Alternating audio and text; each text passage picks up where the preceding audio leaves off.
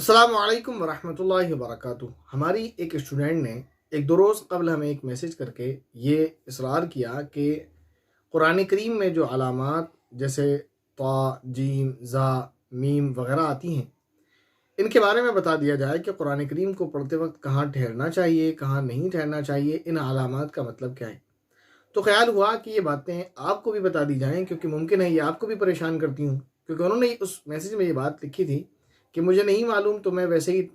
کہاں ٹھہرنا ہے نہیں ٹھہرنا ہے تو میں ویسے ہی اندازے سے ٹھہر جاتی ہوں، تو آپ مجھے بتا دیں اس کے بارے میں۔ تو قرآن کریم میں جتنی علامات آتی ہیں ان کے بارے میں آپ کو بتانے کی مکمل کوشش کی جائے گی انشاءاللہ، اور باقی کچھ علامات جن کے بارے میں نہیں بتایا جائے گا تو ان کے بارے میں آپ کو پہلے بتا دیا گیا ہے۔ پلے لسٹ میں آپ جا کر دیکھ سکتے ہیں، ایک پلے لسٹ ہے ہماری، اس میں جا کر آپ چیک کریں گے، وہاں قرآن کے متعلق اس نام سے ہے، تو وہاں جا کر آپ چیک کریں گے، شاید درس قرآن نہیں، غالباً درس قرآن تو نہیں ہے، یا قرآن کے قواعد، قرآن کلاسز کے نام سے ہے، وہاں جا کر آپ دیکھیں گے تو وہاں آپ کو مل جائے گا۔ قرآن کریم میں جو علامات آتی ہیں ان میں سب سے پہلی علامت ہے ایک سرکل، گول دائرہ، جسے ہم آیت کہتے ہیں۔ یہ اصل میں پہلے یہاں تا لکھی جاتی تھی، جو گول تا کی شکل میں ہوتی تھی، جس کا مطلب تھا تام، یعنی بات مکمل ہو چکی، یہاں ٹھہر جایا جائے، لیکن اب اس کی جگہ گول تا کی جگہ یہ سرکل بنا دیا جاتا ہے۔ اس کا مطلب یہ ہے کہ یہاں ٹھہر جانا چاہیے۔ اس آیت کے بارے میں ایک، یعنی اس سرکل کے بارے میں ایک بات اور مجھے آپ کو بتانی ہے، وہ امپورٹنٹ ہے، لیکن وہ ابھی بتا دوں تو شاید سمجھ نہ آئے، اس لیے وہ آگے بتائی جائے گی آپ کو۔ اس کے بعد ایک علامت ہے، وہ 5 نمبر الٹے بنے ہوتے ہیں، الٹا ہارٹ، دل بنا ہوتا ہے، اردو کے 5 نمبر۔ اس کا حکم کیا ہے؟ اس کا حکم بھی سیم ایسے ہی ہے جیسے آیت کے بارے میں حکم ہے، یعنی اگر یہاں آیت کر لیں آپ تو آپ کو پیچھے سے دوبارہ ملا کر پڑھنے کی ضرورت نہیں ہے۔ ایک قاعدہ ہے جو آپ نے شاید پڑھا ہوگا، اگر نہیں پڑھا ہے تو وہ پڑھ لیتے ہیں، اور اگر اب پڑھا ہے تو پھر اسے یاد کر لیتے ہیں دوبارہ۔ وہ یہ کہ جب ہم قرآن کریم پڑھتے پڑھتے کہیں ہماری سانس ٹوٹنے لگے اور ہم آیت کے درمیان میں اگر سانس توڑیں گے تو دو باتوں کا خیال رکھیں۔ پہلا یہ کہ وہاں وقف کے قاعدے کے مطابق وقف کریں، مثلا زبر یا زیر ہے تو اسے سائلنٹ کر دیں، پیش ہے تو اسے سائلنٹ کر دیں، دو زیر ہے تو اسے سائلنٹ کر دیں، یعنی ساکن کر دیں، دو پیش ہے تو اسے ساکن کر دیں، اور اگر دو زبر ہے تو ایک زبر کے ساتھ الف پڑھیں۔ یہ قاعدے ہم نے پڑھے ہوئے ہیں۔ اور پھر دوسری بات، اس بات کا خیال رکھنا ہے کہ جہاں ہم نے آیت کر دی ہے اس کو پھر ایک ورڈ پیچھے سے کم وہاں سے پیچھے سے اس کو ملاتے ہوئے پڑھیں، تو یہ کرنا ہے۔ لیکن 5 نمبر جیسے ہم آیت پر سانس توڑ دیتے ہیں تو اسے پیچھے سے ملا کر نہیں پڑھتے، اسی طرح 5 نمبر جو بنے ہوتے ہیں اردو کے، یا الٹا ہٹ آپ سمجھ لیں بنا ہوا ہوتا ہے، وہاں جب آیت کریں گے آپ تو وقف کے قاعدے کے مطابق آیت کریں گے، کیونکہ آیت جہاں کہیں بھی کرنا ہے وہ وقف کے قاعدے کے مطابق کرنا ہے، لیکن پھر آگے آپ کو اس کو دوبارہ پیچھے سے ملا کر پڑھنے کی ضرورت نہیں ہے۔ اس کے بعد ہے میم، چھوٹا سا میم ایک بنا ہوا ہوتا ہے، یہ اس بات کی علامت ہے کہ یہاں پر ٹھہرنا چاہیے، اور ہر حال میں وہاں ٹھہر جانا چاہیے، وہاں ملا کر پڑھنا بہتر نہیں ہے، وہاں ٹھہرنا لازم ہے، لازم کا وہ شارٹ ہے، مخفف ہے، وہاں ٹھہر جانا چاہیے۔ اس کے بعد طا ہے، جو طا اور ضا، طوطے والی تا، گول لمبی والی تا، 2 نقطے والی نہیں، یا گول والی 2 نقطے والی نہیں، بلکہ طا۔ اس کا مطلب ہے کہ یہاں ٹھہر جانا چاہیے، اگر وہاں ٹھہر جائے بندہ تو اس میں کوئی حرج نہیں ہے، لیکن اگر ملا کر بھی پڑھ دے تو کوئی بری بات نہیں ہے۔ اس کے بعد ہے جیم، یہ وقف جائز کی علامت ہے۔ اس کے بعد سواد ہے، اور یہ جو سواد ہے یہ اس بات کی علامت ہے کہ یہاں ٹھہر جانے کی اجازت ہے، اگر کوئی نہ ٹھہرے تو بہتر ہے، لیکن اگر کوئی پڑھتے پڑھتے تھک گیا اور اس کی وجہ سے وہ ٹھہر جاتا ہے تو اس کو اس کی اجازت ہے۔ اس کے بعد آپ نے دیکھا ہوگا وہاں لکھا ہوتا ہے سواد، لام اور یا،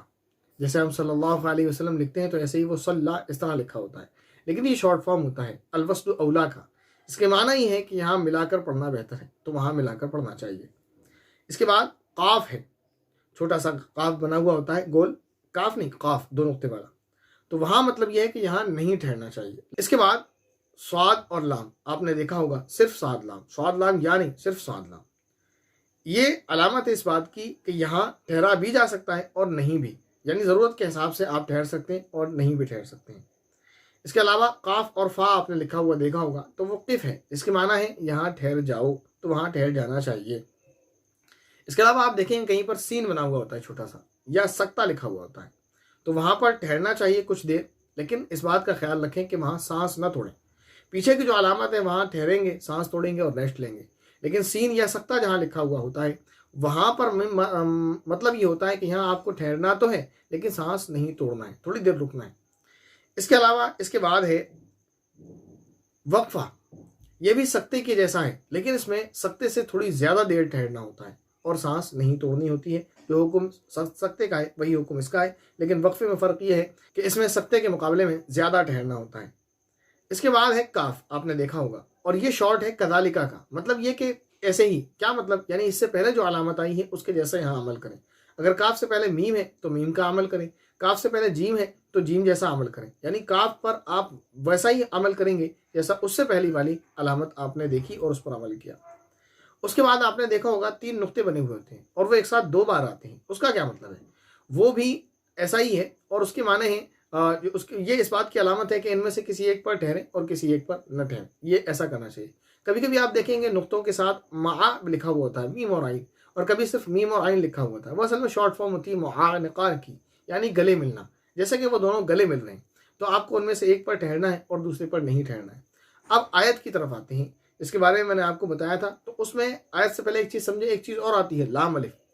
اس کا مطلب یہ ہے کہ یہاں نہیں ٹھہرنا ہے۔ اب ایک سمجھیں ایک بات، اب آیت سے ریلیٹڈ، آیت پر آپ دیکھیں گے کبھی کبھی کچھ جیم میم یا لام الف وغیرہ بنے ہوئے ہوتے ہیں۔ آیت کے بارے میں بھی ہم نے پڑھا اگر کہیں آیت آ جائے تو وہاں ٹھہر جانا چاہیے، اور اسی طرح ہم نے پڑھا کہ جہاں لام الف آئے وہاں نہیں ٹھہرنا چاہیے۔ لیکن اگر یہ لام الف آیت کے اوپر آ جائے تو کیا کرنا چاہیے؟ تو اس میں علماء کا اختلاف ہے، بعض علماء فرماتے ہیں کہ ٹھہر جانا چاہیے، بعض فرماتے ہیں کہ نہیں ٹھہرنا چاہیے۔ تو اس میں ایسا کر لیں، اگر آپ کی سانس لمبی ہے تو آپ ملا کر پڑھ لیں لام الف والی آیت پر، ورنہ ٹھہر جائیں تو بھی کوئی حرج نہیں ہے۔ تو یہ وہ علامات تھی جو قرآن کریم میں آتی ہیں، جن کے بارے میں آپ کو بتا دیا گیا۔ اس کے علاوہ اور کچھ علامات ہیں جن کے بارے میں ہم نے آپ کو اس سے پہلے بتا دیا ہے، اور کچھ علامات وہ ہیں جن کو ہم آپ کو کلاس میں انشاءاللہ پڑھاتے وقت بتا دیں گے۔ السلام علیکم ورحمۃ اللہ وبرکاتہ۔